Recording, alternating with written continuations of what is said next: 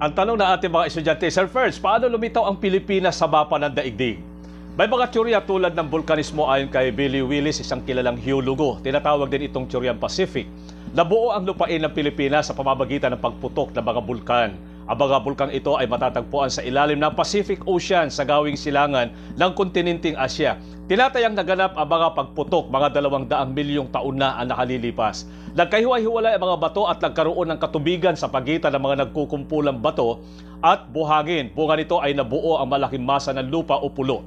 Naganap din ang paraang vulkanismo sa ibang mga bansang bumubuo sa Pacific Ring of Fire tulad ng Taiwan, Japan, Indonesia, Solomon Islands at New Zealand.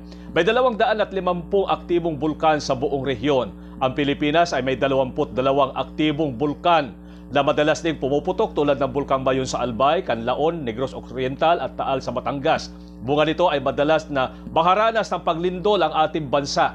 Mula pa rin sa teoryang ito ang pagkakaroon ng mababaw at malalim na dagat at mga karagatang naghihiwalay sa Pilipinas at Asya sa kontinente ng North and South America tulad ng Pacific Ocean. Ang teoryang Asiatiko o Asiatic Theory, ang konseptong ito ay mula kay Dr. Leopoldo Faustino. Ipinanukala niya na ang Pilipinas ay nabuo sa paraang diastropismo. Tumutukoy ito sa paggalaw ng lupa sa ilalim na nagiging sanhi na pag-angat at pagbaba ng ilang bahagi ng lupa. Yan ang dahilan kung bakit lumitaw ang ating bansa.